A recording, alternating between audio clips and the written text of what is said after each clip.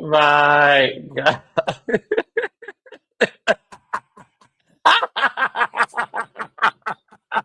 Carlos is the Lauryn Hill of YouTube. I showed up. It's been.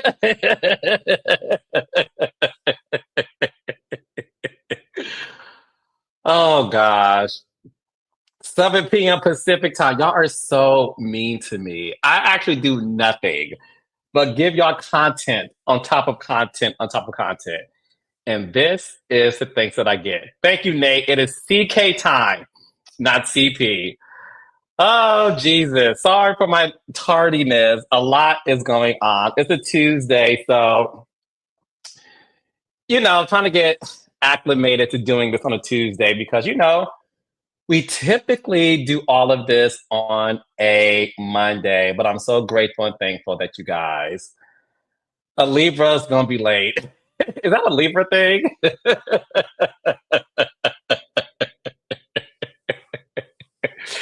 All right, we have a lot to talk about tonight. We are going to talk about the Love and Marriage Huntsville episode later in this episode, but I want to shout out to Hey Lionel, Mr. King, Mr. Carlos, Huntsville Army. Yes, thank you.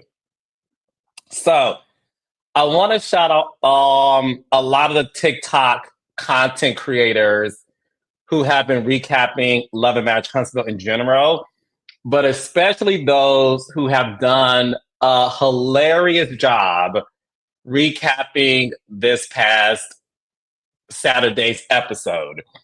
I was on a flight yesterday and I literally was on TikTok laughing hysterically at the videos you guys have made.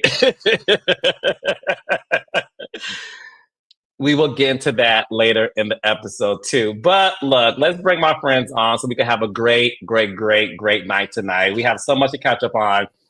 So what is it? I always butcher this. Without much further ado, let's break on Claudia and Dustin. So what's happening? Here we go. Here we go. Here we go. Without much further ado, here we go. Okay. You did good, Carlos. You almost had it right. You did. I know. Ado. Right. As a former journalist, no, hey Claudia, how are you? I'm fantastic. I'm on Team No Sleep for about 2 weeks. It's worth it though. Claudia did so good in her movie Run. Everybody needs to run their asses to the theaters and go see it this weekend.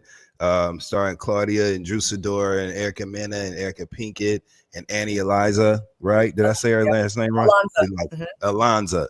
She is. Everybody did good. Claudia was incredible. You looked so pretty last night and in the film. Go see Run. Oh, it was so good to see you. We had a premiere in Harlem. It was awesome. A lot of people came through. Dustin, of course, with his sexy self. Sonny Hostin from The View came through to support, which was amazing. Chinese Kitty was there. Mano. Mana was there. Fred, the owner of Media Takeout, that wants to do some business. A lot of people. But the vibes are really good. And it was just good to see all my friends there and the support. You know what I loved about watching the movie with Claudia, look at somebody. Do you see the comment? A legal note. Oh, that's why we were late, guys. We were late because Carlos was lecturing us about what not to say, give us legal notes, and who not to say it about. Most importantly, what not to say and who not to say it about. Don't say this, can't say that. I'm like, oh my God, are we like okay, dictator? We're not. Oh, please! You saw Sunny Hostage. She knows all about the legal note. My spiritual sister Sunny was there yesterday, representing me, Claudia. I was unable to make it, but I love you. I'm proud of you. I will see you soon. But talk to us real briefly just about the movie, where they can go find it. I think Fandango's is like connected to this. So a lot of people really want to support you and support this movie. First of all, it's for 5 women of color in leads for a science fiction movie, which you don't ever see that. And it looks like a $30 million budget. It looks, doesn't it? It looks very high end. The quality is amazing. We were all in tears. There was a moment where the reality girls were talking, right?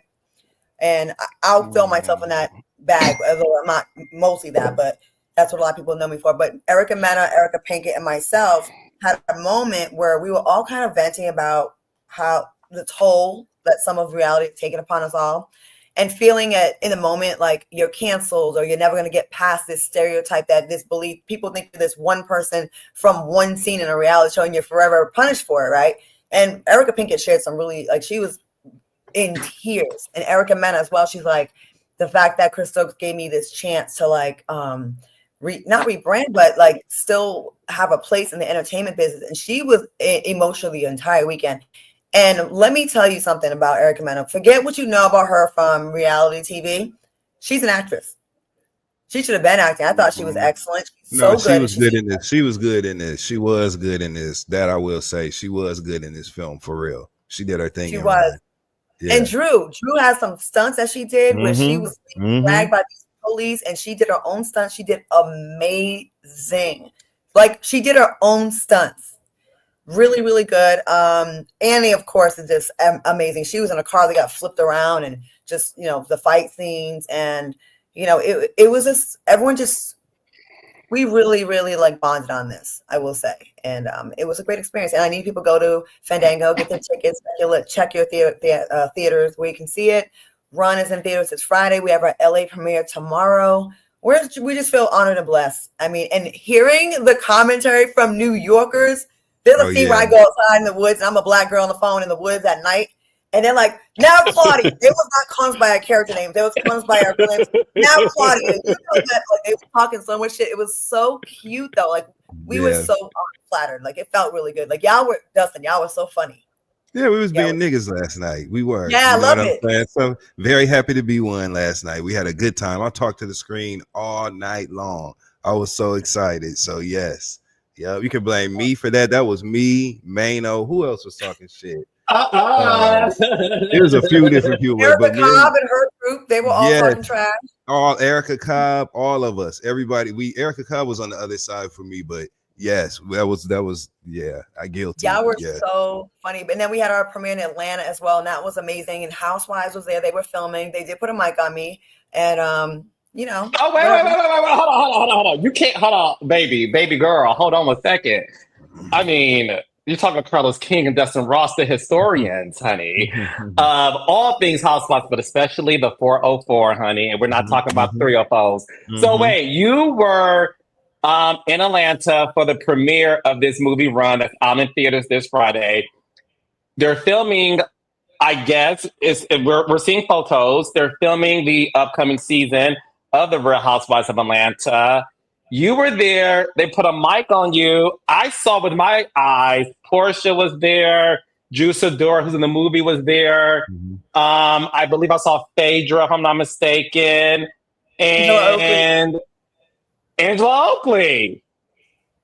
Yeah. So Claudia Jordan, as the president of the Porsha fan club, how did the two of you interact that night? She was hogging the red carpet with her big old ass, and I'm like, can you move?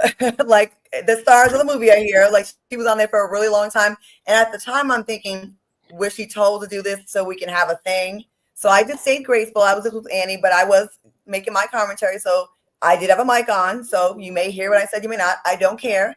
Like, if I see her in her movie and I'm at her premiere, I would do my thing on the carpet and I would keep it moving. I wouldn't like stay extra long and linger to like take up space. Like, it was like, okay. I felt like it was, I don't know, whatever.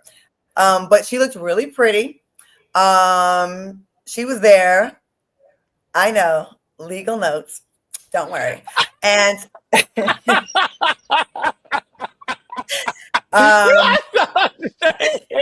do not give away anything about that night that's been filming. Oh. I don't need no trouble, child. Go ahead. But okay, are you able? Is she okay? Answer this for the raindrops. Were you two able to converse? So there was a part where the girls were all talking, and Drew was, they were talking about her film, and people wanted me to go over there and say hello. So I didn't at first. I'm like, this is their thing. I'm not trying to like be all up in their shit. You know what I mean? Like, even though they put a mic on me, I'm like, I'm not on the show. And I'm also not trying to create. I'm there for my film. I'm not trying to scene. I'm not trying to like give them my energy. I'm not trying to start shit with anybody because they're at our premiere. We're not at theirs. So I did go up to that group because I definitely want to say hi to Angela. And I said, hello. Phaedra was like, smiled. And Porsha, no. Dustin, when I say me and Dustin, I believe me and Dustin are Siamese twins. Because the fact that me and Dustin instantly clocked. Me and Dustin. Dustin. Thank you. Absolutely. And then so did she? That Labubu smile, that Phaedra Labubu smile. Do it, Dustin. Do it, Dustin. Yeah. Did she open her mouth to say hi? She was just like. So then Porsha acted like she was Ray Charles, like looking in my direction, but not looking to my eyeballs. So she felt away, which I thought was hilarious because she's been through way worse on the show with other people. She was like, have you seen, oh, never mind. It's too far of a reference. Like, say this is my eyes. She was like this. I'm like, y'all still mad from 10 years ago? Girl, just say hi and give me the fake hug you give everybody else on the show. So anyways, that was that. And then I was like standing there like, I said, well, ladies, thanks for coming out tonight to support Drew and my movie. Thank you so much. Angela, I love you. I gave her a hug. I took a selfie. She's like, girl, we got to talk. And I said, I know. You look bomb. Like, she's tall and like body look is T, like natural looking, no ridiculous BBL and dumbass, goofy ass on the back. Like, she looked good and natural. And we took a picture. And then I went inside. And they were sitting in our row, taking up like a whole bunch of the seats. I'm like, can y'all, like this, again, this is not a Housewives movie. This is Run. Okay. So anyways, we go sit down. And I heard there's a scene where something happens with me. And I heard, there was some shade being thrown to my character, which is fine because at the end of the day, you're at our premiere. But so there was a time, okay, so there was little cattiness. I ain't gonna lie. There was little cattiness between us, right? Which is to be expected. I'm totally with the shits. It's funny to me. But there was a part at the end where I gotta say, we were like kind of making speeches about how this cast was really like loving towards each other, which is different than reality. It wasn't shot to them, but it was like, this was a really different experience for us, right? Mm-hmm. And we talked about girl power. And at that point, I was like, you know what? Let me be an adult. And I said, and to everyone that showed up tonight, to the Housewives, thank you for coming out. I did say that. And then Paige was like, and then Porsha was like, and I was like, okay. So yeah, it all's well that ends well. And it was cute to see everybody there. Okay, so who's the new housewife? So none of the new ones, the alleged new ones, were there. It wasn't. That's what I want to know. Shit, go ahead, Claudia. It wasn't. It wasn't an all cast because there was other housewives that were supposed to be there. Okay. That I'm friends with, like Cynthia, and then they switched it out because they probably thought they'd be beef with me and them, but it wasn't. It wasn't beef. But it was like slight, I did, it was how Housewives shade used to be back in the day before they started fighting. Hello, Porsha. Yeah. It was like that. It was like before when they would just use their words and just do a little slight or a little, it was like that. It was like, so that's acceptable. It wasn't hate. But I did hear about K. Michelle, of course, and that she's giving the girls hell. Really? Yeah. I heard she's alleged. Is that illegal now?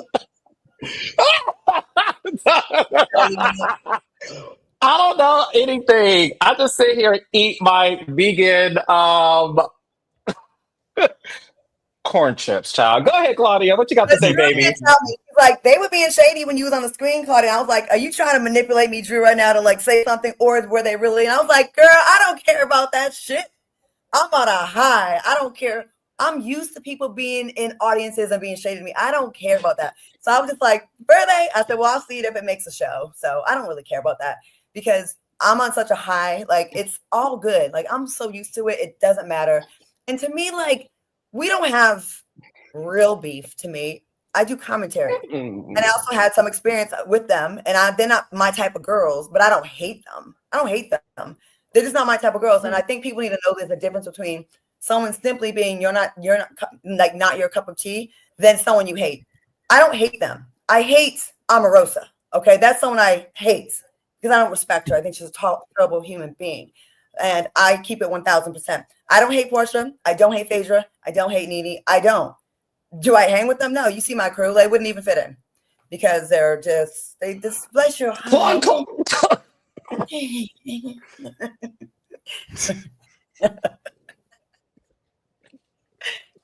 Yo, y'all gonna be more involved in the comments. Commentary is not hating.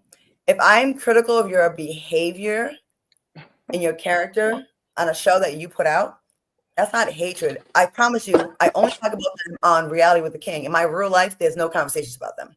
Dustin, Carlos, in real life, we don't talk about them. No. I think it's evident that I've said this before. It clearly is. It's factual. I would love for Dustin to talk about his experience last night too, but evidently everybody watches Monday Night Live, all the housewives, all the reality stars. Chantel Christie mentioned she watches it. I'm not gonna listen, and I'm only saying that because she said it live. I know everybody who watches it is there. It's their voice to say it.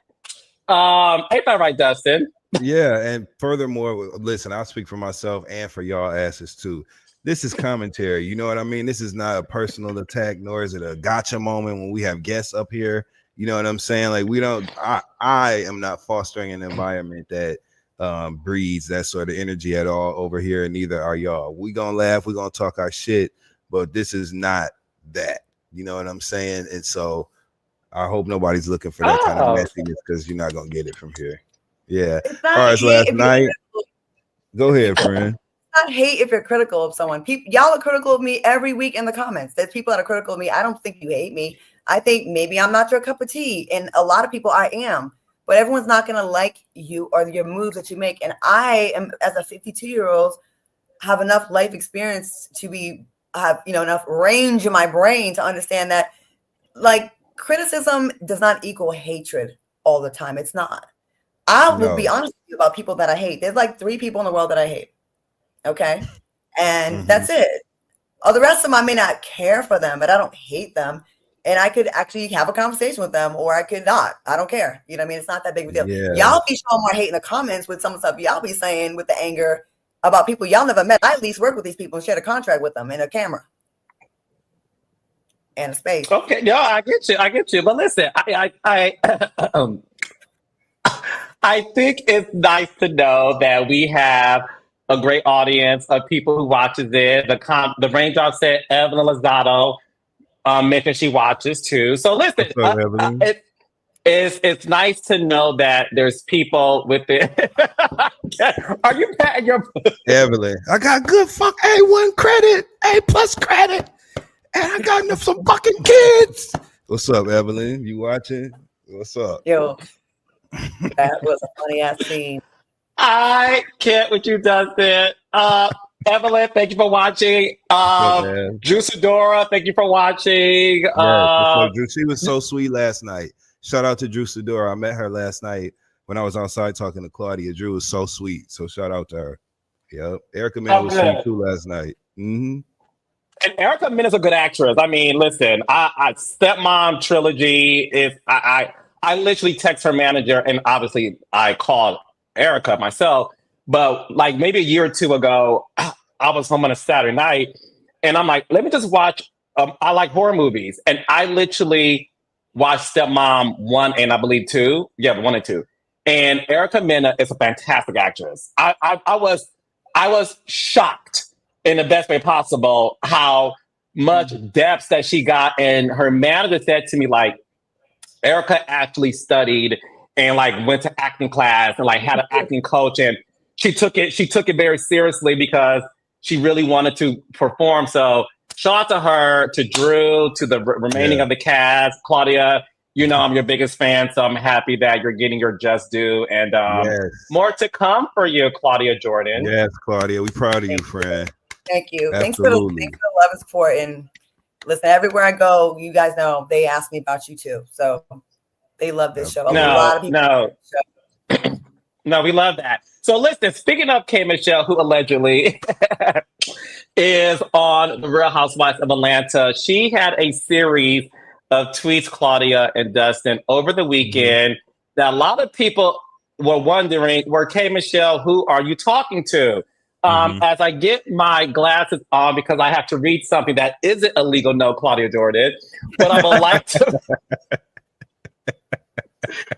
Hey, Freddie Hostin, I'm glad you showed up to Claudia's premiere. Okay, so... Amongst other great jewelry. Sonny got really good diamond jewelry, by the way. We got to give them props when they do. If you pay attention, Sonny Hostin, like some of her earrings, she has like diamond ear cuffs and rings and shit. She has really good diamond jewelry. Network money. And shout out to Derek Monroe. We went to dinner last night. Me, Derek, and my girl Ashley. Yes, we ended up going to grab food right afterwards, real briefly, and then we ran home right up in Harlem. Shout out to Derek Monroe at the View. That's my brother. He's cool. I love Derek. No, Derek's so sweet. Yeah. He here. Yes. Yep. Yep. Very I handsome. love him. Very handsome. Very handsome. Very sweet. Okay. Kim Michelle had a series of tweets over the weekend. Kim Michelle said, "Okay, nice girl has exited the building, bimbo." She continued, "Bimbos are the loudest and most confident. Shut your face." She then tweeted, "Activated." And lastly, she tweeted, "I am my own person. I'll sit there and smile and clock it. I'm not with none of that bullshit." So a lot of people are assuming, okay, Kim Michelle, you are allegedly a part of, this is the funniest thing, you are allegedly a part of the Real Housewives of Atlanta. Who are these tweets about? She was photographed with Porsha, Kelly, Cynthia, I think Shamia, if I'm not mistaken. I could be. Shamia wasn't there, right, in the photo? Michelle and Shamia photos yet? No. So it was Porsha, Phaedra, Kelly, and Cynthia in it. Okay, so she's around peach holders and a vet. Okay. A lot of people were like, who is she talking about? And they threw some names, starting with Dustin Ross. Who do you think K. Michelle is talking about? Could she be talking about somebody from the cast of Atlanta Housewives? Or could she just had a bad night in Nashville and got some things on that brown, been on that brown and got to typing? I don't know. You know what I'm saying? K. Michelle has multiple personalities that she expresses through her music. You know, she's putting the outlaw. She's singing country music. She's Kimberly. She's K. Michelle. So who knows who that was? It was activated to be so brazen with her tweets, right? Now, who do I want it to be? If that was aimed at one of them housewives, Phaedra. I feel like K. Michelle is the perfect person to aim that laser right at Phaedra and activate that connection right there. I think K. Michelle will have Phaedra engaging with the women in a way that we have not seen her do yet. And if I'm thinking about what typically a bimbo is, somebody who is, you know, kind of vapid, you know, really just kind of aloof, going with the flow, you know, minimal input, minimal engagement. To me, out of everybody that we've seen on the current cast that we know of who is coming back for season 17, because Phaedra is the only person that has been flat out confirmed to be returning for season 17 officially. I really think she was talking about Phaedra, and I hope she was, because that's going to be an interesting verbal jousting match. So bring it on. I hope she's talking about Phaedra. She wasn't talking about Kelly, because we saw on her post K. Michelle performed at some sort of country music honors thing or whatever recently, and we watched who responded to the post with a loving message or hearts or whatever. Kelly was under there. She responded to Kelly with her with hearts or whatever, a warm response. She responded to Cynthia, said she love you, Cynthia. Who else was under the damn post? Kelly, Cynthia, Porsha was under that post. Porsha responded, I believe. She responded to Porsha.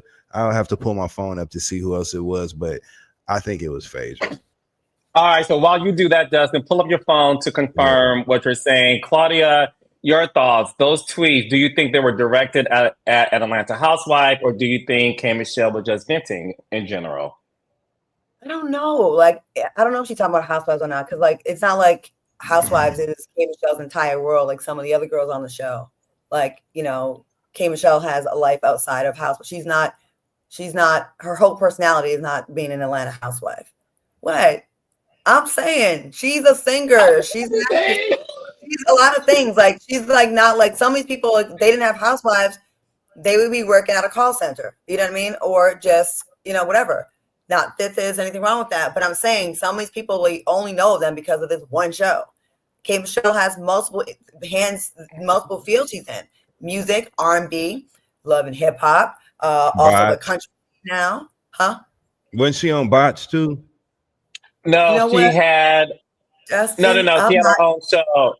She was on Botch. Oh yeah. Oh, you produced it. No. Yeah, you produced it. That's right. Yes. No, that's a defense. She had her own show called My Killer Body with K. Michelle that I produced. That's what he meant. Yeah. No, that's what I meant. Legal notes. By the way, guys, the legal notes a joke. It's like inside joke between us three. Y'all take things so seriously. Goodness. Go ahead, Claudia. If she is talking about housewives, which it could be anyone, it could be an assistant. She has a lot of, you know, she's K. Michelle's the whole thing, you know. Bimbo, Phaedra doesn't give bimbo in her image, and she's not really loud. But I think that would be ideal for the show, because that would be like an epic kind of showdown. Because, you know, everybody thinks that Phaedra's such a good reader, you know, from the one that she wrote out years ago. Like, they think that she's like such a good reader. But I think K. Michelle's off the dome a performer. Absolutely. I think K. Michelle off the dome. I think Phaedra's like, well, I would just go. She's a lawyer, right? Not a good one, but she's a lawyer. You know, she did some lawyer thing, and the, you know, the morgue thing, and the this thing, and the booty model thing. I mean, you know, it's like Phaedra to me is like when you go to get donuts at a dry cleaning place. It's like donuts and dry cleaning and nails. It's like, okay, are you good at any of them, or you just have a lot? It should be quality, not quantity. When it comes to like things like that, she is a dry cleaner that sells donuts. So I don't know. I don't, but I will say, with that being said, and you know what? I'm going to lean into my hating. Since y'all think I'm such a hater, I'm just going to lean into it, because I'm going to say I'm not hating. I'm going to lean into it and just embrace it. I'm going to be Spider-Man with the black suit on right now. I'm dark Spider-Man right now. Okay. Now that we've cleared that up and I can just be free now, not to fake be nice. I don't think it's Phaedra, because I don't think Phaedra's a bimbo. I do think Porsha's a bimbo. We all know Porsha's dumb. Okay, we all know she thought the Underground Railroad was really a physical thing on the ground, and 265 days of the year. And I don't think those are just cute little moments. I just think that she's just, you know, a girl that got by being cute. So when you think bimbo and you think housewives, if it's a housewife, it's Porsha. If it's not a housewife, it could be anyone, because K. Michelle has a lot of different industries she's in. So I don't know. Are y'all happy now? You're welcome, fans. Okay. Dustin, did your research confirm who responded to Michelle's post? And who did she respond to? According to what I was able to pull up, Kelly, Cynthia, and Porsha left comments under the page, and she responded lovingly to Kelly and to Cynthia. There was no response to Porsha under the page. So, but I don't know, because that's old. It's from a couple of days ago. I don't know what it looks like now. I'm not going to be doing all that. It's just something that happened to run across. You know what I'm saying? And yes. So we'll see. Either way, here's what we know for sure. She talking to some damn body. Okay. And that's going to make for a good, interesting show. I'm actually really okay with both K. Michelle and Pinky Cole being the new housewives on the show. I'm okay with that. I know Pinky personally. Think about it. I've been knowing her for years. And so I know her personality. I know the kind of energy she has. And Pinky is a winner. You know what I'm saying? She's determined to. She's a television producer. So her whole contribution is going to be, it's just going to be interesting. And K. Michelle is going to be interesting on this show. She is. It's not the first time. Candy Burris, although an incredible, you know, exemplary multi-hyphenate now, she was a singer and a songwriter when she first came onto this show. K Michelle's a singer and a songwriter. It's not the first time that's been done. So I think she'll actually, and we know she should be exciting on the cast. So I actually think she'll be good on the show. I do. That's why I wanted to know who you saw at the thing, Claudia. Yeah, so I know that there was other housewives that were supposed to be there, and then they swapped them out for these two. Freaking Carlos, frack. who is the new housewives? Huh? What'd you say? Who's the new housewives, Carlos? Should I call my cousin Drew? Yes. Do not get Drew in trouble, Claudia. You are a friend. She's my co-star in that movie. I mean, look. Can you tell us this? I have another question, right? That you may be able to tell us.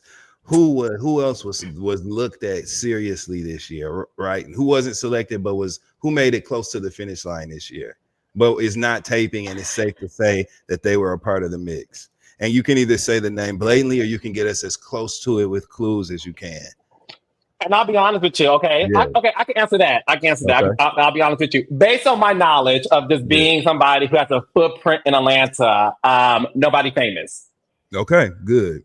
Not good, I'm just saying. Okay. Oh, yeah, it wasn't. No. Mm-mm.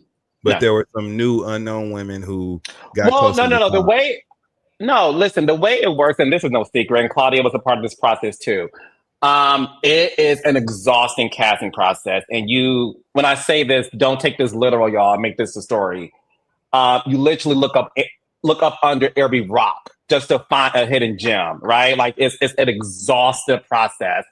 And only certain people make it to the finish line, which is a test tape. That's why when I met Claudia in Los Angeles and fell in love instantly, I immediately contacted the production company and said, I just met a new housewife and this is it. She flew to New York City on her own dime. She met with them. They said she's everything that you said she was. And she had to do a bunch of tests. Because I'll say this much. There used to be, Claudia can test this, an exhaustive process before you were given anything, because you had to really lots of test scenes, right? Oh, with my different groups of the cast. Yeah. Yes. So I'm not sure about the process now, but that's what it was before. But you heard that there were some unknowns this year who got close to the finish line. Yeah. Some new names. Yes. Okay. I did hear through the grapevine that it's very tough this year because there's 9 people that are in the mix, and only 8 are going to make it. So people that have been there are they got to fight for it. There's no guarantees. They've got to really, really fight for it. And that's probably exhausting to some of them. You know what I mean? You have to okay, what am I going to come up with this year? What boyfriend am I going to hire or whatever, legal note. You know what I mean? So people are really, when y'all see the season, you're going to go back to this episode and Carlos laughing and then Dustin shaking his head, and you're going to be like, that bitch told us.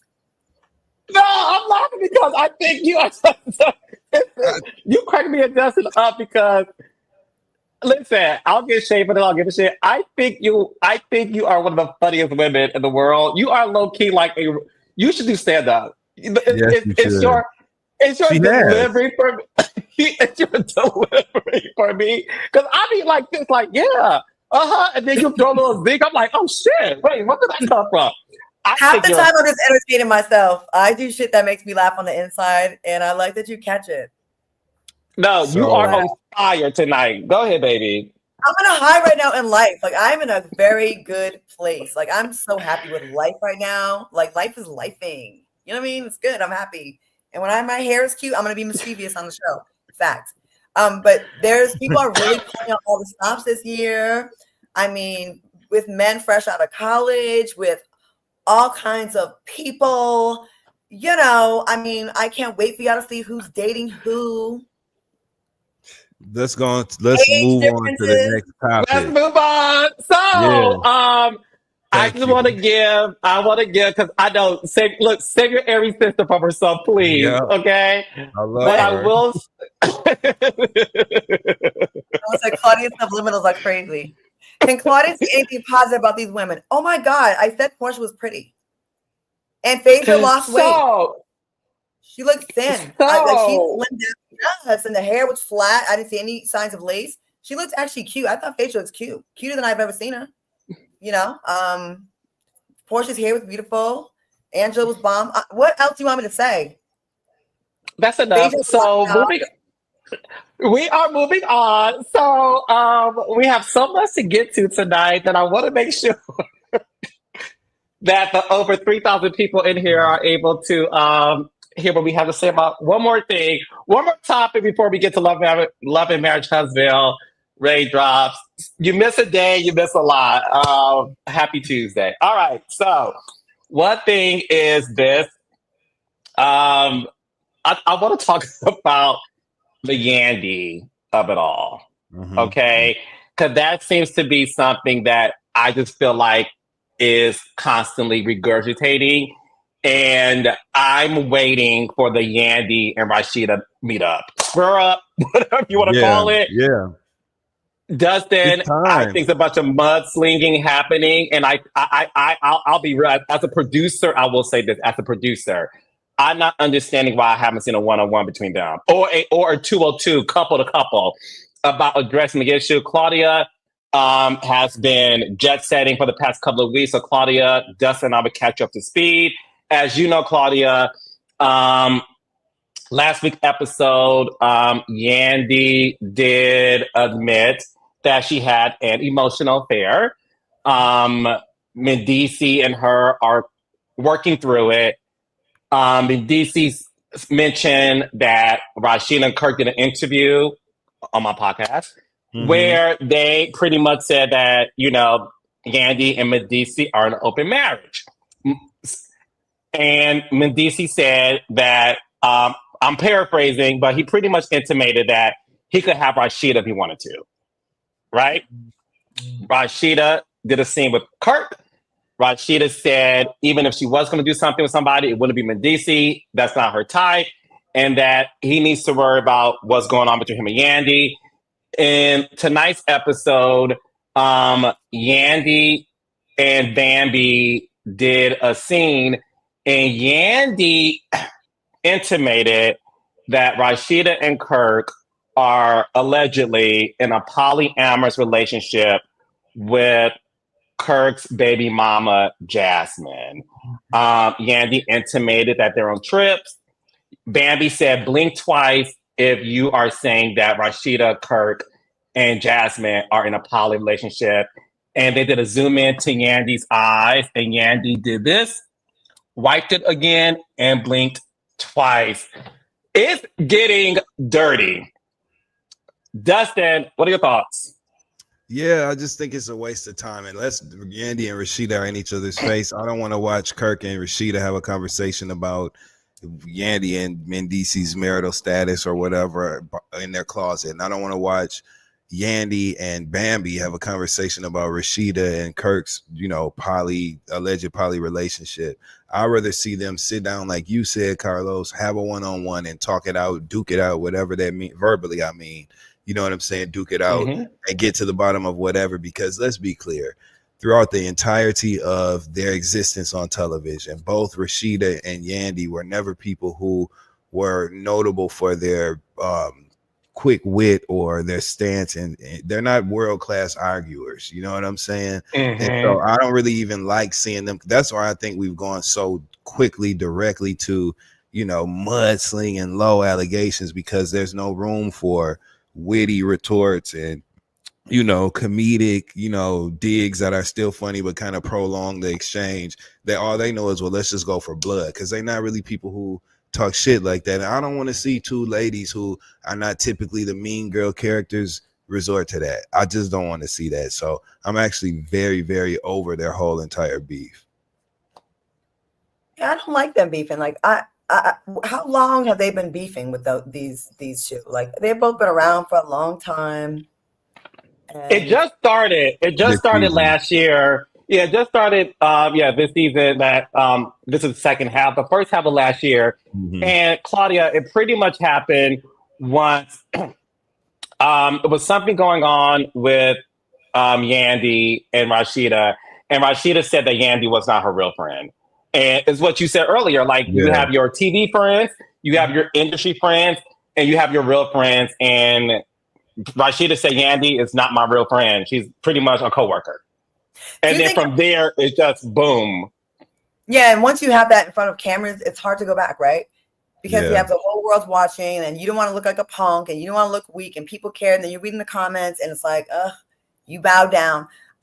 Yeah, when I was watching the clip, and with Yandy and Bambi in the conversation about allegedly Rashida's not just gotten cool with Jasmine, that she's allegedly been cool, and then Yandy was saying it's all been an act.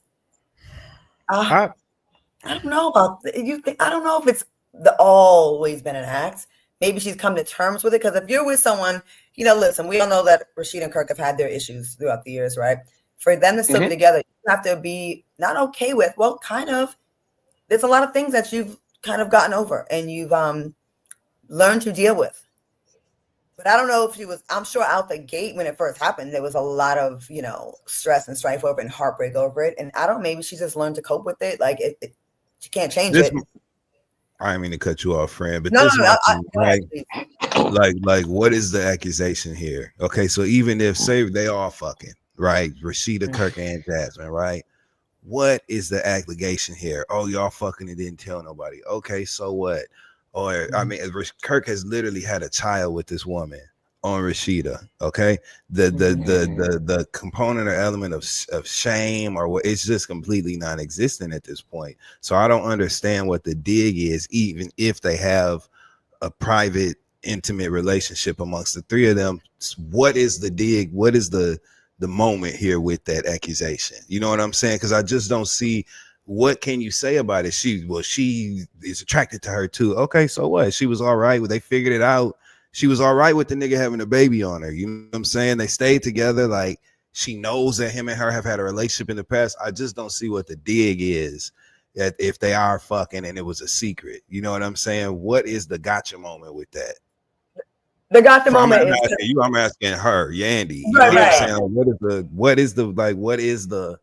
I just don't get it. Even with Yandy shit, they cheated on each other. We already know that. We didn't heard 75. What's that Rent song? 525,600 voicemails we didn't heard with Mandisi's voice talking to these other women. You know what I'm saying? We didn't had umpteen women come up and do that and show that they're cheating. Yandy obviously knows this is true. She's admitted to lying about her knowing about the other shit that she said. She was across the room in the club, the message that they were talking about or whatever, where her and Mandisi were in the club and he was DMing some girl in the club and Yandy said it was really her. She's already admitted to that not being true. She knows he's cheating. He knows she's cheating. So what? Come to terms about the reasons why y'all don't like each other. That's why I want to see them have a sit down, because even with these accusations, Yandy knows who Mandisi's is. We know that. We know that he knows who she is. We know that Rashida knows who Kirk is. We know that. We know how they're presenting to these men. So I just don't understand what the dig is when it comes to like saying that. I think it's like, these shows have all become about reading someone and embarrassing someone. And when you've been around for 10, 11, 12 years, and you see even people that haven't been around for a long time, the pressure to have a moment that's going to trend on social media is there, right? Like, I'll say one, and this is someone I like, with Shamia when she tried to clown Drew over her bag. It didn't land, but am I echoing? Yeah, it happened out of nowhere. Okay, what's happening here? Okay, yeah, it's like I hear feedback. I do. Okay. You don't, Justin? No, I'm not wearing headphones though. No, my mic is straight. Okay. So it just feels like it was like a moment of whatever I could do to embarrass you. You know what I mean? I think that it becomes that. You're muted, love. She's trying to save it. Oh, someone muted me. Damn. Yeah, no, it's weird. Am I echoing, Claudia? Yeah, you're echoing. I hear myself too. I don't hear Try to anything. mute I hope yourself. it's not me. Try to mute yourself because I think it's coming through yours. Just for a second. I want to see something. Carlos. Can you mute it? Hello? Okay, I don't hear it echoing now. So I'm just saying what I got to say real quick. I think that it's just become like, yeah, I mean, we don't really have a real reason to fight, but I'm on TV. I got to like, embarrass my adversary for a second. My heart ain't really in it like that, but let me just say something that's going to make the fans go, ooh, she was dumb and she was in it the whole time. And, and that's what that's about. Just like I said, I just kind of compared it to the Shamia moment with Drew in the bag. There's no real reason for Shamia and Drew to really have a beat. There's nothing deep rooted there, no deep history, but it was just like well, let me just get her for a moment. Cause that's what the attention spans of people are now that are watching these shows, little clips, right? They digest little small clips. Oh, she read her down. And I think that's kind of what's ruining this. Like a read was good when it came out of nowhere and it was unexpected. And it was like, oh my God. But when every single show is like, all right, well, 12 reads, a neck roll, a cuss out, and a fight, it's predictable now. And it's not even exciting anymore.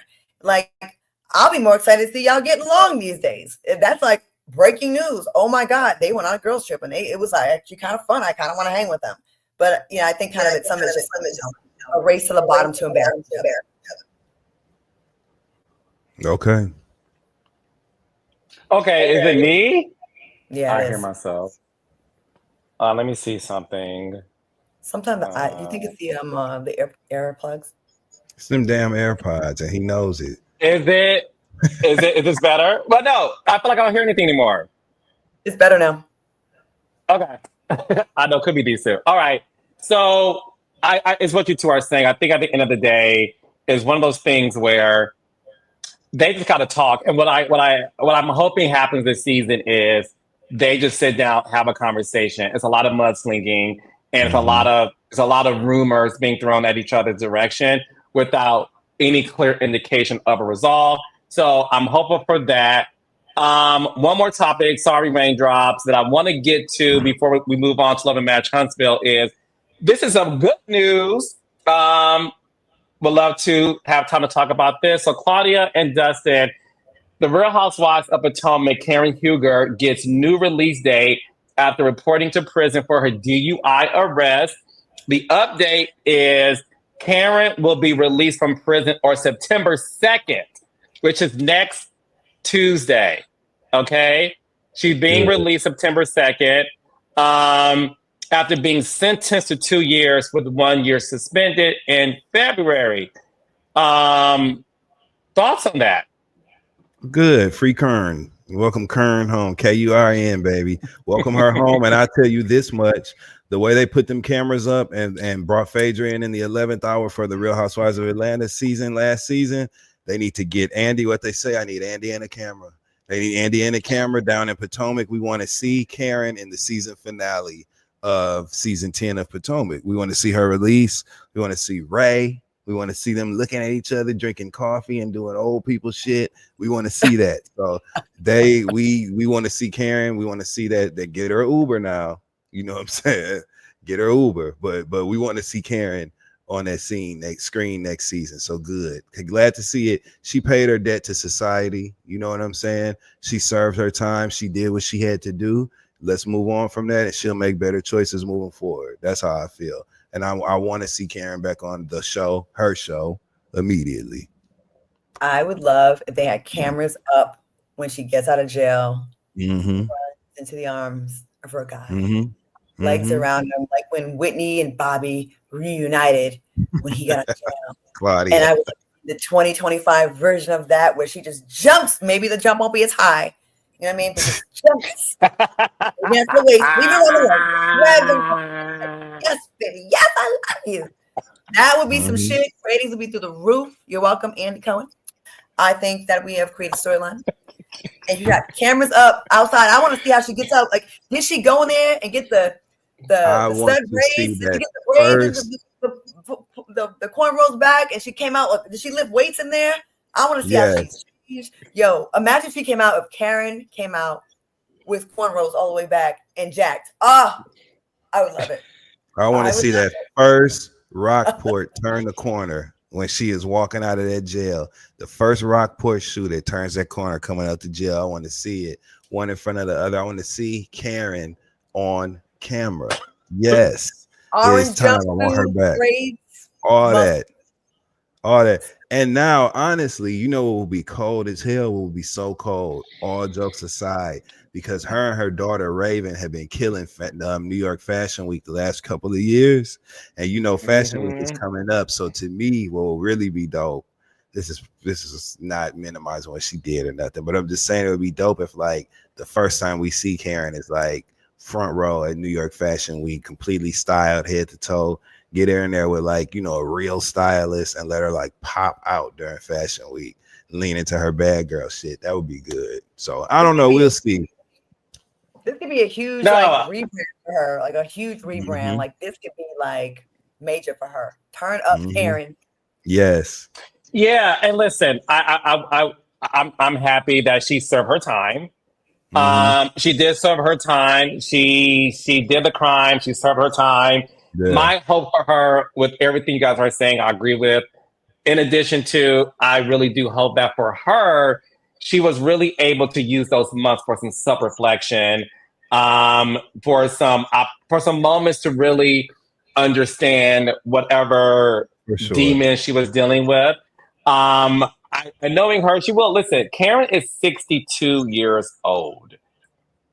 62 years old.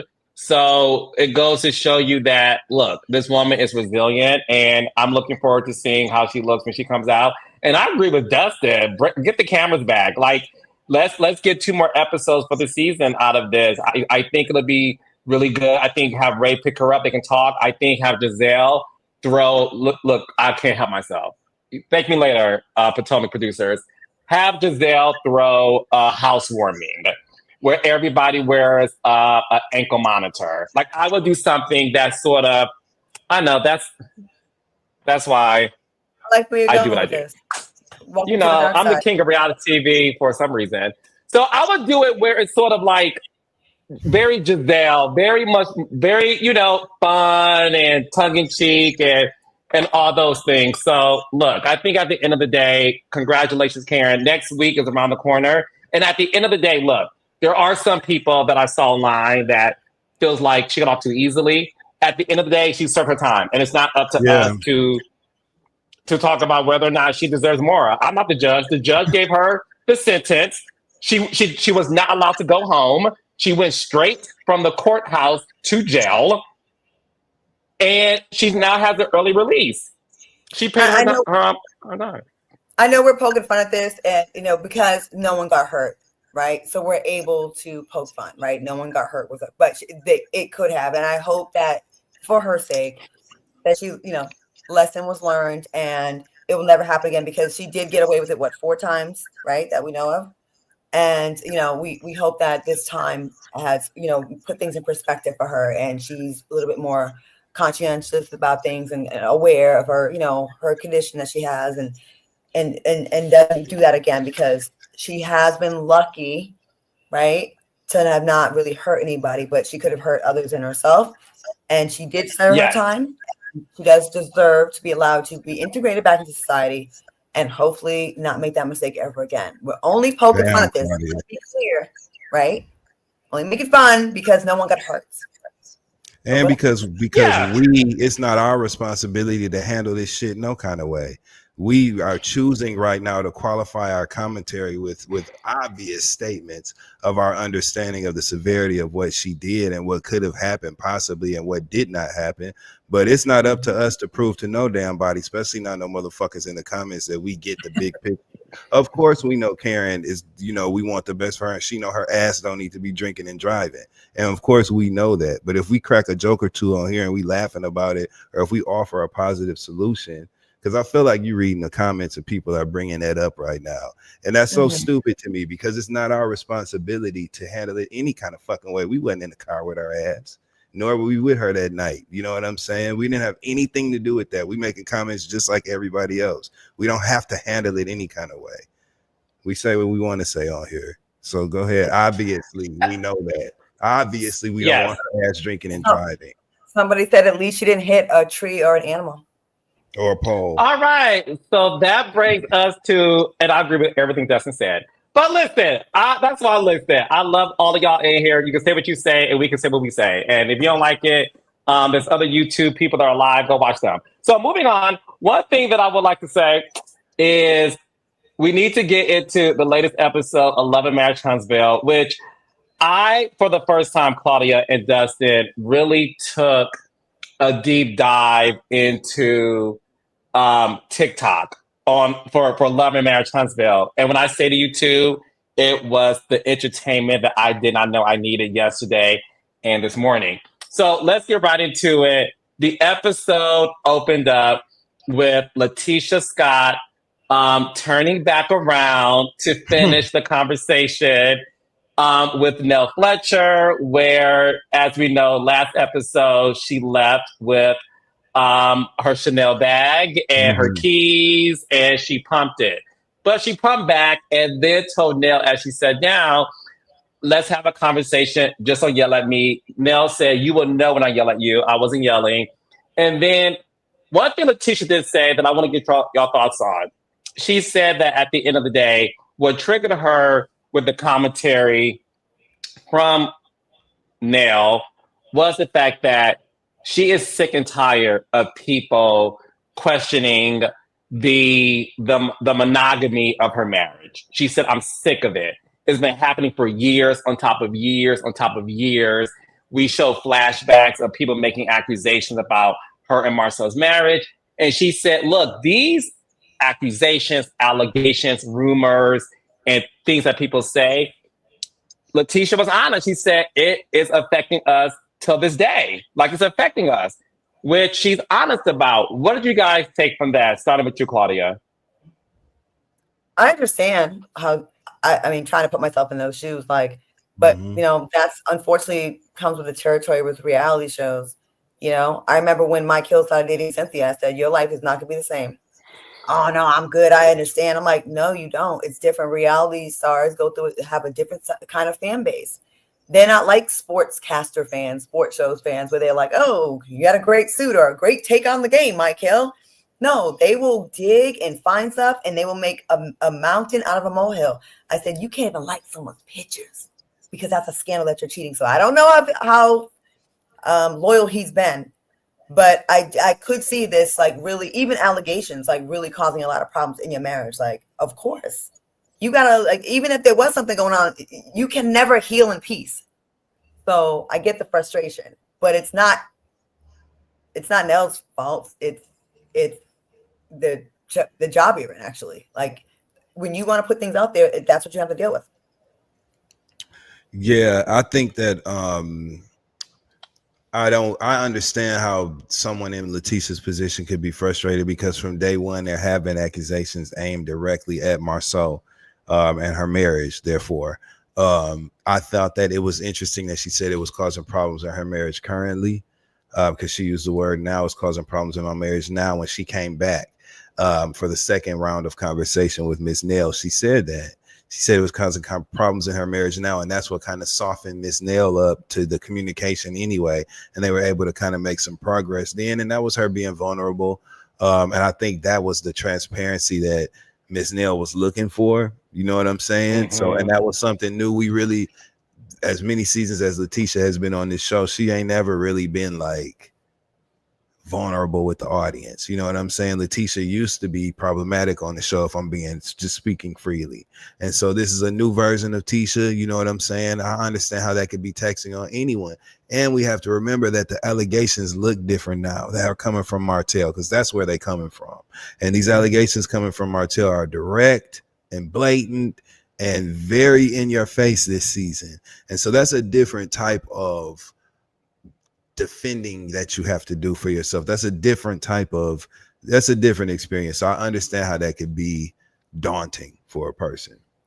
One thing I thought was weird that sorry, Carlos, saying that marriages and kids should be off limits when you're on a show called Love and Marriage Huntsville. Like, marriages will never not be off limits. Like, that's literally in the title of the show that you're on. So it's not really realistic. And it was nice to see someone on television not try to be, everyone tries to act so unaffected, right? They're either extra emotional or just, I don't care, I'm tripping.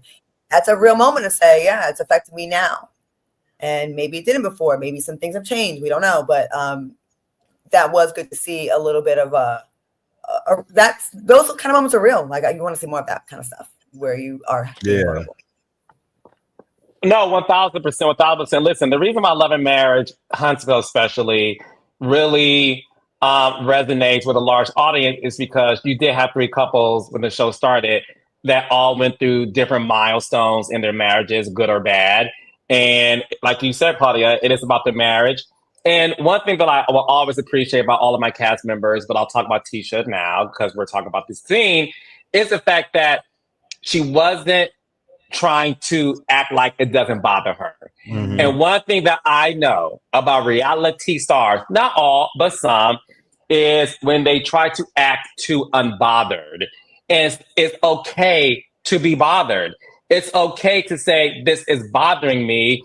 I was pleasantly surprised when Letitia Scott and Dustin and Nell's Boys was so open about the fact that it affects them to this day. Because I did think that because they're still married and they do have this united front.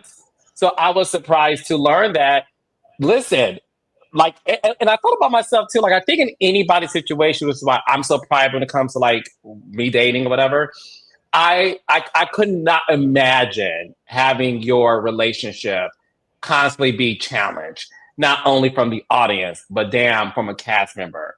So I understood and felt for her in that scene too. And I just appreciated the fact that she was honest about it still impacts us till this day, which I thought was a strong statement. I agree. Yeah. And now they made some progress toward the end, which was nice also to see that. Mm-hmm. You know, a lot of times it's like, well, I said what I said, and that's it. And it was some understanding to move on. Because like how long you want to be stuck on the same shit for too long, right? Yeah. And it's always good when you're able to sit across a life coach who is certified. So to be able to have that privilege, like Tisha did with Miss Nell. So Miss Nell, and that's the Dustin, she said that I am a certified life coach. I do have the certificate, and this is what I do. So, you know, when I talk about being your mentor, I'm not saying it because it sounds cute. I'm saying it because I do have the paperwork to prove that I'm a life coach. Dustin, were you surprised to know that Miss Nell Fletcher is a certified life coach? Yep, and then Letitia came in the screen like, still ain't a mentor. That was funny. No, but yeah, she is. Listen, one thing about Miss Nell, let me tell you something about them Fletchers. Miss Nell and them gonna turn the paperwork in. Okay, when it come to things, they were running the daycare for how long? You understand what I'm saying? You know how many certifications and clearances and shit you got to have to run a licensed daycare down in Alabama. So Ms. Nell and them Fletchers, they gonna turn the paperwork in. So if there was an opportunity to be licensed or whatever as a life coach, yes, I'm not surprised that they did that. Mm-hmm. Y'all so shady. Nah, I'm not going. I love it. I'm not surprised that they did that. I would go. I'm gonna tell you why I wouldn't go too. Because when Chris Fletcher and Ms. Nell were talking about her conversation with Letitia Scott, when they was talking about that, and she was telling him what they talked about, my boy Chris Fletcher went straight to the mess immediately. When she started talking about how the issues were, how Letitia Scott said that the issues were affecting her marriage or whatever, he was like, I can't remember what it was Fletcher said, but he said something like, she ain't want to talk about something that he said. He asked about the mess, and Miss Nell was like, no, like that's not even what we were talking about. Like the conversation was not that. She completely deflected from it, and then Chris doubled down on the mess again. He keeps finding himself in these situations where he brings up the mess, or he goes straight to the bullseye with the mess, and it is now starting to cause problems in these other relationships in the group. You know what I'm saying? And I just don't understand why Chris hasn't gotten the hang of watching what he says in those conversations yet. He said that he did not make the NDA comment. Y'all cut them cameras right back. flash right back to him saying that shit to her. You know what I'm saying? And now this is another conversation. Be careful. We got the shady editor. Yeah. This is gonna resurface later, I'm sure. You know what I'm saying? So that's why I wouldn't go. Do you think Chris Fletcher is naive and it's like all these are mistakes and he's just like, oh, my bad, I didn't know? Or do you think it's a little more calculating, like, you know, when you say stuff like that, these foot and mouth moments when you say these kind of things, you've got to know, like, when I do TMZ and I say certain things, I know as soon as it comes out of my mouth, damn it, that's what they're going to clip and that's what's going to go, right? That's what's going to go. At this point, like... Oh, you mean like what you did on your own Accidentally Informed? You talked about Tracy Evans Carucci, and then everybody called you. They still asked me about that in the Breakfast Club yesterday, and I had to clarify again. And then I left there. TMZ was like, and they still asked me. I'm like, guys, Tracy doesn't hate Carucci. She's just asked her because, you know, after 12 years, if you think that there was no conversation after that, like, anyways. But yeah, Carlos, like that. Exactly. Do you think he's doing it on purpose? Or do you think he's really naive? Like, oh, my bad. I didn't know it was going to cause all of this. Because one time, let me tell you something. Chris Fletcher is a player. Chris Fletcher is 2P to be making them kind of mistakes. You know what I'm saying? Intensity or whatever. Chris Fletcher don't give a damn. He just be talking his shit. His kid's grown. You know what I'm saying? His wife still look good. He got the gray beard and dyed the rest black. Chris Fletcher is not playing with y'all that. He dancing on TikTok. You know what I'm saying? Like Chris Fletcher is a player, so he is definitely not aloof to these mistakes. He know what he's doing. I just can't help it. I do want to get into a conversation that a lot of people said was aloof in nature, and that is the conversation between Maurice and Martell. That has really been, no cap, the talk of social media and the town. So Maurice met with his wife, Kimmy, who's like, look, I want to talk to Martell. Martell did an interview where he brought somebody on his own platform, on his own YouTube channel, where this woman alleged that she's been involved with some of the guys, including Maurice. Maurice was like, I want to talk to Martell about it.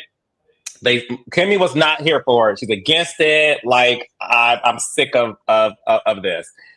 Maurice met with him, and in this conversation, Maurice tells Martell, like, look, at one point in time, you were the good guy. Like, you were a good guy who did something bad. And we've always tried to help you navigate through your mistake. Maurice told Martell, I feel like you have taken on this villain role and you're now just going full throttle with it, and you don't care who's in your pathway.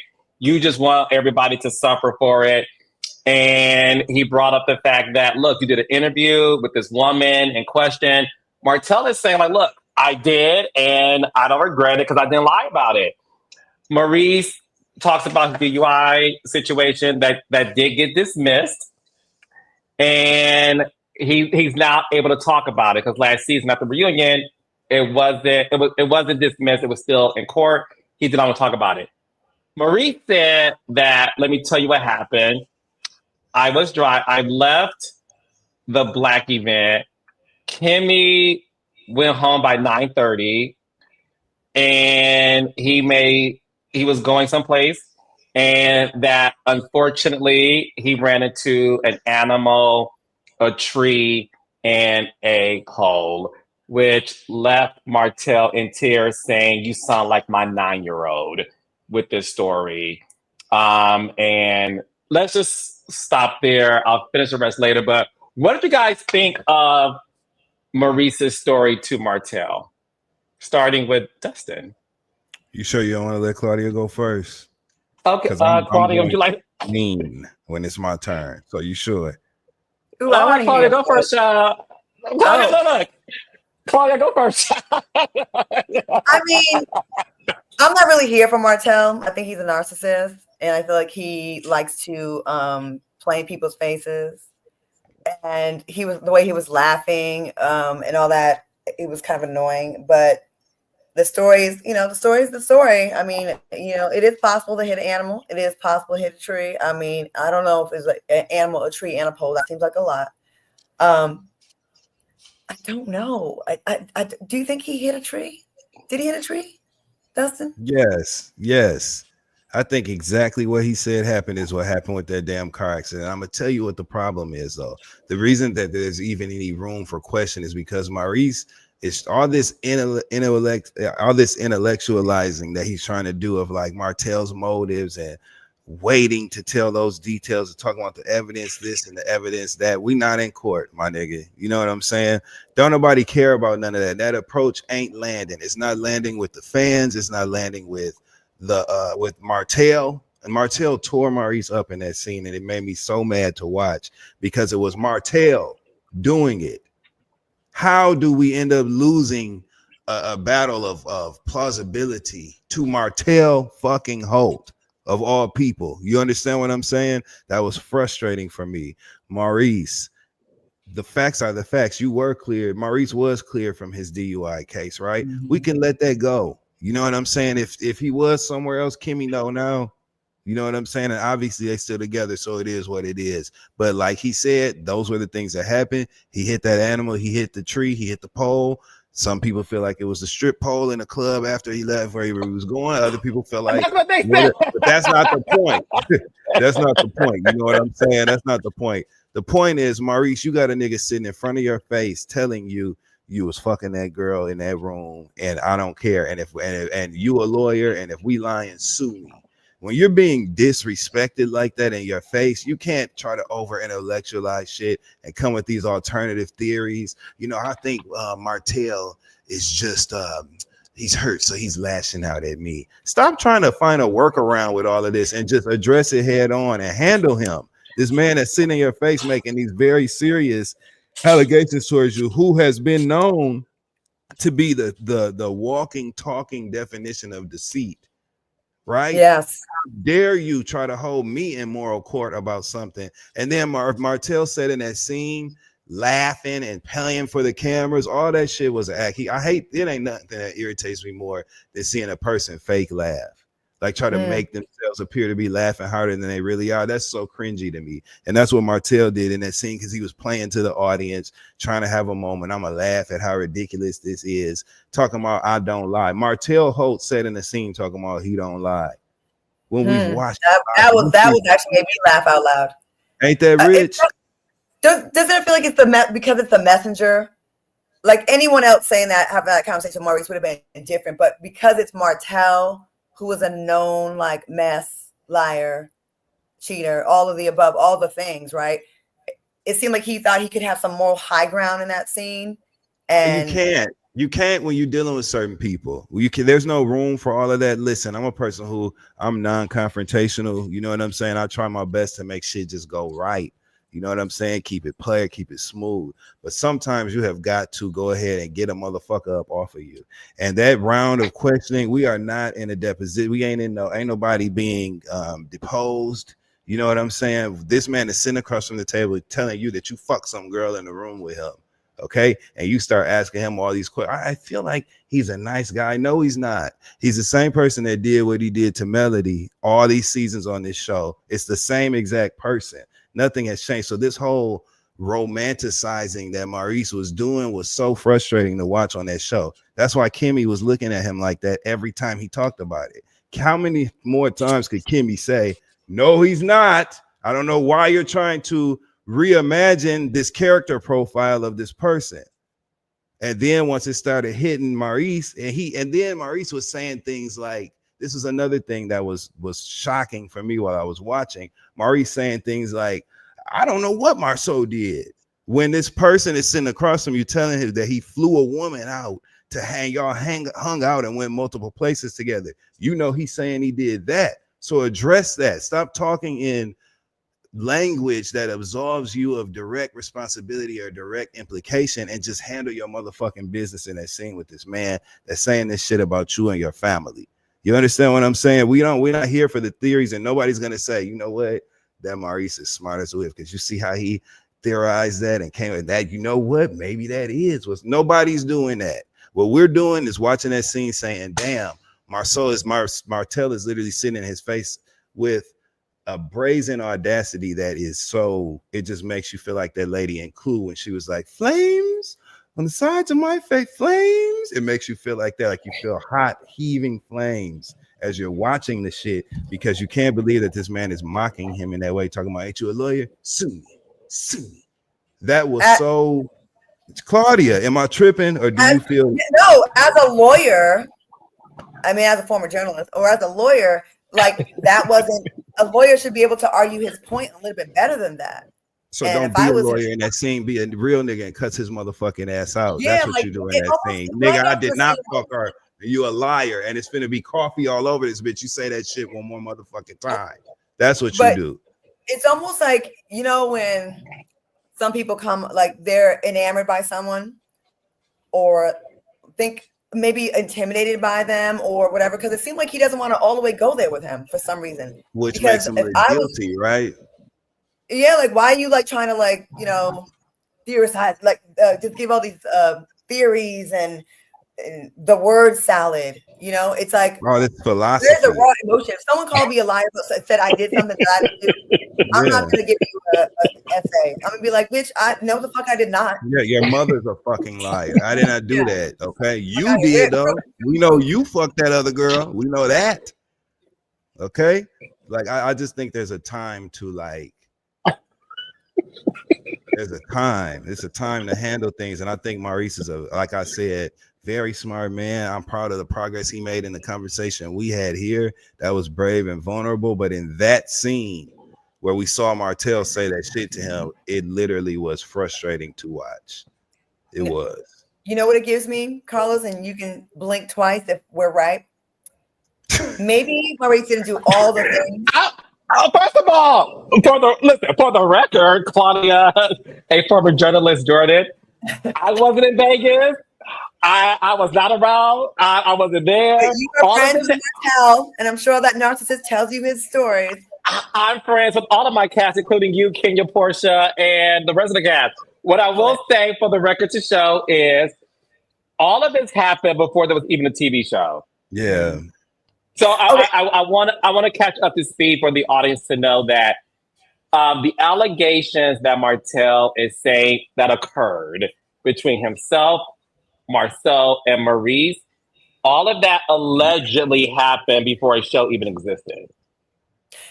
It seems to me, with just as an outsider looking in at the dynamic in that conversation with Martell Maurice, was Martell probably does know some real tea on Maurice, but maybe, you know, there, since we all know that Martell's a liar, Maurice is like, you know, hey man, you know, like, but he's not really going there because he knows if he goes too hard, Martell could perhaps maybe drop some more information. They probably, boys have stuff on each other.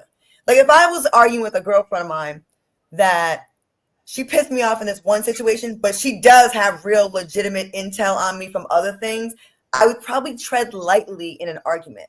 I would tread because cameras are on me, but I wouldn't tread as hard as you all would tread. Like you'd be like, well, why is she not going hard? Because there's a little hesitation there because there may be some other stuff you may know. This is all a theory, y'all. These are all alleged. But I just look at the human nature of it all. Like I always look at why you say certain things. There's always a reason why humans do certain things, right? Like there's a reason you look down when you're ashamed about something. There's a reason why you look up to the left when you're not telling the truth. These are just characteristics of humans, right?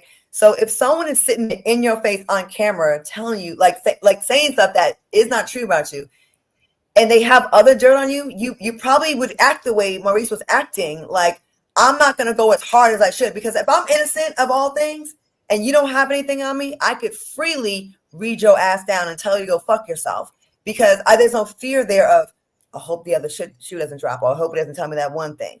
And I don't know, just outside looking in with them, that's what it gave me. Like, why is he not going there? He should be more activated in this moment. And he wasn't activated.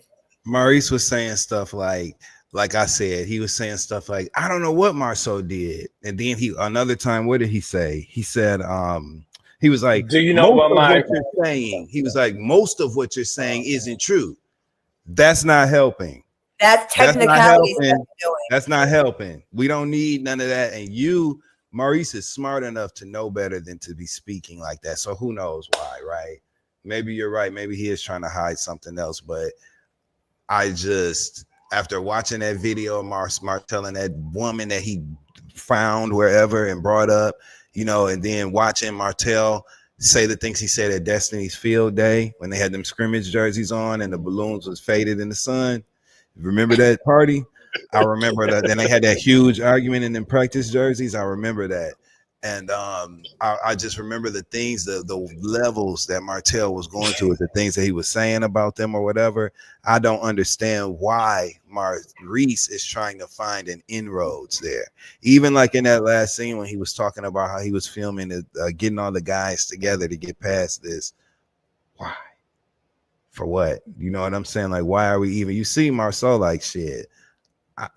Marceau ain't even fucking with it. You know what I mean? And I also felt better when I saw Maurice and Kimmy and Martell and Marceau having that conversation, because Marceau's reactions to the turn of events when Martell, all these M's, when Maurice was running down the event, right?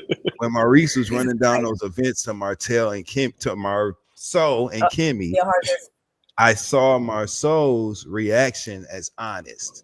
When Maurice was saying the things that Martell was saying, Marceau was, the way he was looking, it seemed honest to me. And so that made me feel a little bit better, because Maurice's response was just not one that made people that viewed that conversation walk away feeling confident in what he had to say. It just wasn't. And I couldn't believe it. And look at my dick. What my dick looked like was a wild line. What's my dick look like was a wild line. I have a very distinguished characteristic of my dick. What's my penis? He said, what my dick look like? I said, oh, wow. What are we doing here? I do want to bring that up, though, because that was such a shocking, direct statement. So audience, catch up on Love and Marriage Huntsville. Latest episode, you have it. It's on the OWN app as well. Maurice asked Martell two important questions, because, again, just to catch the audience, Martell is alleging that I'm dusting up all these M's.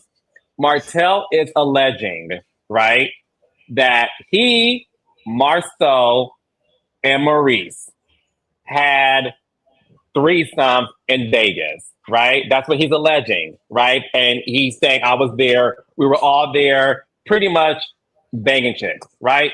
So they ran a train on the girl. All their dicks was out. So Maurice asked him two questions. What did the carpet look like? Martell was like, what are we doing here? And that's when Maurice did ask him, what does his thing look like?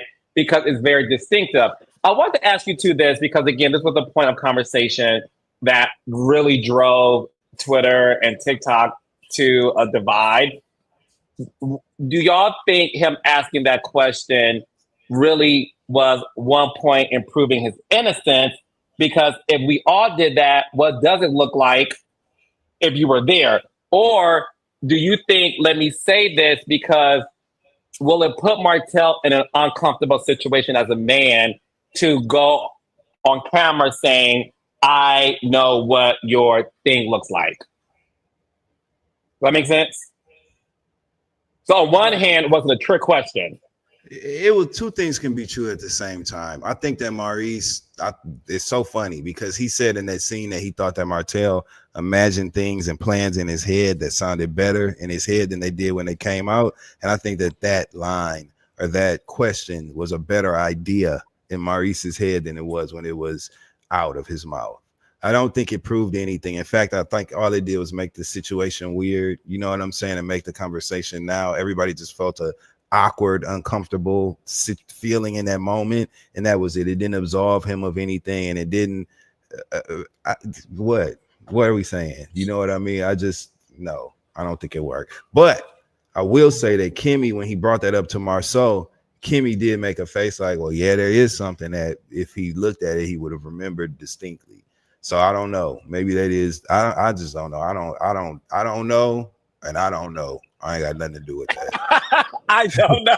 I don't know. I don't know. You try to put Martell in a lose-lose situation with it. Like, there's no right answer that Martell could have given, you know what I mean, to that question. Like, either way, it would have not gone over well for him. If he would have described the penis in full description of it, he wouldn't have won that argument. And if like, damned if he do, damned if he didn't. But it was a Hail Mary, maybe, like, okay, like, let me put it out there. Okay, if you really redid that, what does it look like if this so-called happened? And Martell not answering, he was trying to score a win right there. But it was very weird. So all three of them, huh? All three of them, one chick. Well. Just I want to make a clarification. Martell is from my understanding, because again, like Justin said, there's been so many accusations thrown for all these years on the show. I could be wrong, and it could be that Martell is saying that the brothers allegedly slept with this one woman, but he did not touch her. That's even allegedly. If they did, you set your ass right there and didn't say nothing about it, and wasn't gonna say nothing about it until you took umbrage with something that happened between the two of you. So you ain't no better. Even if they did, if they had whatever linebackers or whatever women outside of their marriages that you're alleging them to have had these trysts with, right? Even if they did, you set your ass right there and had one too. Because didn't his the mother of his son, wasn't she out on that same trip, or was that an Atlanta trip? I'm thinking about. I don't believe she was in. The mother came out too. Remember, I believe, yeah. I think that's Atlanta, if I'm not mistaken. Yeah, well, whatever the fuck. There was a lot of lying going on, and I'm one of those people. Don't bring up the shit now. I don't care what you got to say. If you were the person who sat there during the lie and wasn't gonna say nothing until you got mad at them, fuck both of y'all and leave me up out of it. That's how. That's another example. That's another example. We talked about this before. Mad Day. Yeah, I don't like that. Mad Day is here, and then he said he would basically talk more shit if they kept coming for him, like, and make stuff up. So I feel like Martell he's kind of down for whatever to, like, get his lip back. He's like, I don't know. I think he'd say anything. Then I'm so sorry to bring it back up, but I have to stop acting like. That's why I appreciate Kimmy's perspective on all this. This whole story of, well, Martell is actually a nice guy, but this is not no new behavior, because this is the same tactics, the same mudslinging, the same low hitting that he did against his ex-wife for seasons. Okay, after they broke up, this is the same tactic, same behavior that we've seen. This ain't new from him. So that's why these rose-colored glasses that Maurice Scott is insisting upon wearing are so frustrating for the viewers. Stop painting this picture of Martell as this guy who's really nice and just been going through something the past few years. Well, now it's aimed at you. And now you feel differently about it. This ain't no new shit, though. This is the same behavior we've been seeing all this time. So it's just, come on, Maurice. You're so smart, man. Such a smart guy. Let the theories go. Stop trying to have an aha moment with everything and just address this shit head on. That's all he has to do. Well, let me ask you this. I want to ask you this before we end the night. Based on that conversation, right? And you saw Maurice's wife, Kimmy, pretty much not co-sign him meeting up with Martell. And Marcel was like, I don't think you should either. But Maurice felt the need to do it because he is deemed as the peacemaker. Do you think that at the end of the day, based on what happened in the scene, should they move forward with it, or their friendship, or is it dead in the water based on the allegations? You can't be friends with someone that violates the magic. What they gonna do? Hell no, over. Claudia, please lay that out. Please. You can't be friends with someone that does the Mad Day thing to you. Never. Like, you can't. And Martell already said he will say more shit. He will say more stuff. He will, and I think by that, he'll lie, or he'll twist the truth, or he'll put 10 on 20 if it means getting you back for talking about me or putting me on blast. He's like someone like a wild animal with his back against the wall in his mind, the victim. Okay, I never hear him say he did anything wrong. I always hear him say that the way they did him, the way they coming for him. What have you done, Martell? Are you innocent in all of this? Because what I thought was, I seen in the comments, people are like, oh, he's violating all kinds of guy code. And he's already saying, I will say whatever. Like, he's saying, I will keep it going if I feel like y'all are coming for me. Everyone's coming for him, and he's innocent of all charges. So you can never win or really be friends with someone who's always the victim. At some point, you got to say, you know what? I shouldn't have said that. My bad. I messed up. That was fucked up. I shouldn't have done that. Or, yeah, I was wrong. And narcissists never admit they're wrong.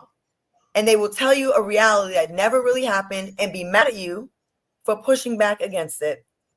And when he was sitting there laughing, as funny as some people thought it was, where how Martell was laughing and the way he was behaving with some of the lies he's told, I was just like, it's the arrogance for me of it all. Thank you.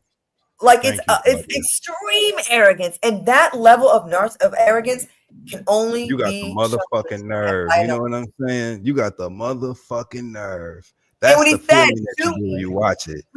When he said sue me, you already know when you sign your 1,000-page contract for any reality show, you can't do that. You can't sue your cast member. So that's very performative. It's very performative. You can't sue. Just saying. I'm so happy we did tonight's episode, just the three of us. Me too. I like talking to y'all too. Plus, I love talking to you too. When they're here, we can't go as hard. Trust me. Oh, I can't tell the way y'all do with Maurice, but I'm teasing. Y'all did good. But y'all were tough, and I love that. All right, so before I let y'all go, let me just read the super chats really fast. We got Juan Autry said, Dustin, I got you covered on that balloon dog lamp. What is that? Shout out to Juan Autry. He always supports us. I posted this. It's this balloon dog lamp that I want, and I posted it on Twitter. Like, if they love me, they're gonna give me this. Just post and have a little fun on Twitter. So that's what he's referring to. Shout out to you, Juan. I really want this balloon dog lamp, though. It's incredible. I'm gonna send it to y'all in the group text. Go ahead. Please do. I want to see it. Go ahead, Juan. All right. We got Dre Taylor. Is Kim, I'm assuming you mean Zodiac. Is Kim Zodiac a part of the cast this year? And if so, maybe she's the bimbo. No, thank God. So. Don't nobody want to see her drunk old ass on this show. We straight. Damn. Oh, okay. Leah M said, Carlos, you better have the first interview. I don't think I'll be getting Carrie first interview. Why not? But well, you could. Should go to I know. But I think, listen, she's at a network job. I think I don't think I'm getting it. But I will say this: it's a joke. It's a joke, though. I will say this: I saw Karen in December of last year, and I said, "Come on podcast." She said, "Baby, I will never go on your podcast." But it was like a fun joke. It wasn't like serious. It was a fun joke. Okay. All right. We have from Tiff Baby. Just listen to the Friend Zone's 10-year anniversary show. Dustin, you went from no digital footprint to reality with the king, and your comedy show was crying, laughing emoji. Man, thank you, Tiffany, baby. Much love to you, sweetheart. Thank you so much. I truly appreciate it. Awesome. Yes. We got Classy 2222. Marcel is still playing Hide the Salami. Shout out to Giselle. Okay. Okay. We got Brandy M5215. Letitia says the criticism affects her marriage, but her husband is the main op and instigator of the rumors.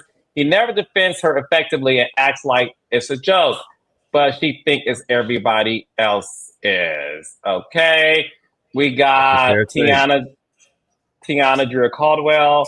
When Martell said sue me and Maurice went silent, I cackled. Martell was running circles around that brother at the table. Embarrassing.